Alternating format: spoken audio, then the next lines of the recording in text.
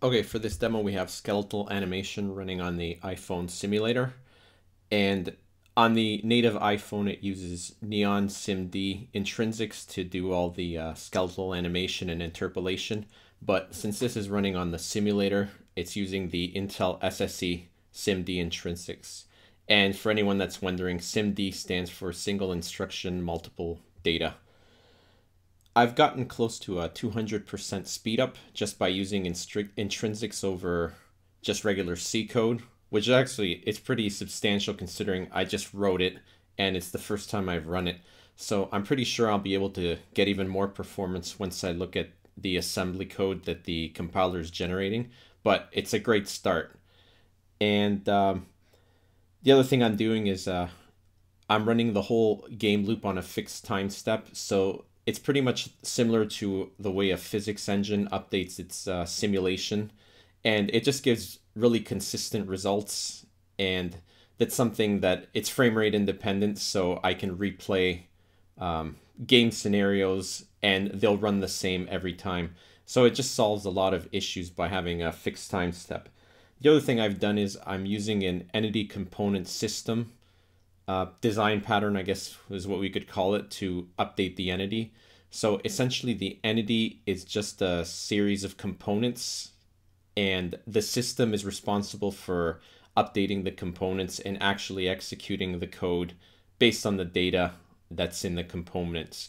It's a really flexible system, and since each component and component system for that matter are completely independent, it's really easy for me to thread pretty much anything that I want. For example, this animation system, I can really easily thread it by just doing an animation job, throwing it on a job queue and having a worker thread pick it up and start doing whatever work I need done. And because of the way it's set up, I don't really need to worry about synchronizing because each component's completely independent of the other. And so it removes the need for weird locking or just a really complicated synchronization code. And that's one of the advantages of why I'm going with the entity component system. And also, since all the entities are composed of components, I can interchange components on the fly. The artist can make up different entities by using different components. And I eliminate, I guess we could call it horrendous class hierarchies with entities as the game evolves, because there's only one entity class and all its purpose is just to store components. So that's pretty much what I've been up to. Most of my work lately has been just doing a design so that I can have all the components and everything set up properly. I haven't really been programming that much, and that's probably why it's taken a little bit of time since the last update, because I've spent most of my time designing. But here's something that I'm showing. I guess I'll explain what you're seeing here, and I'll move it around. This is the skeleton for the mesh that I'd shown in the previous demo. And if you look at the little cubes, they're pretty much the joints, and the red, green, and blue axes are the transformation of the joints, and the yellow lines are showing the parent-child connections for all of the joints. So this is pretty much playing an idle animation that's running in a loop, and I'm just drawing the joint hierarchy so I can make sure that the animation component is doing everything properly, and it is.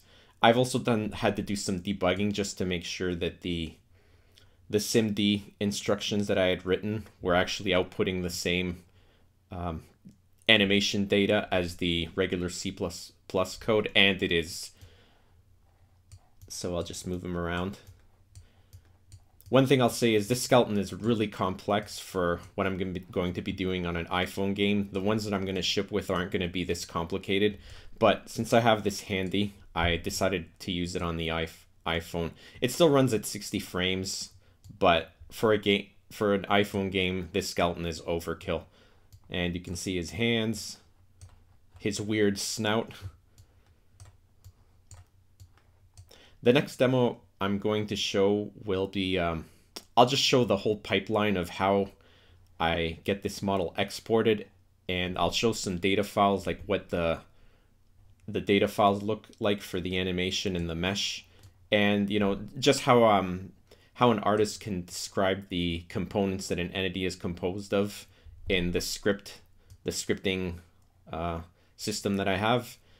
And that'll pretty much be it for the next demo. So stay tuned for the next demo. Bye.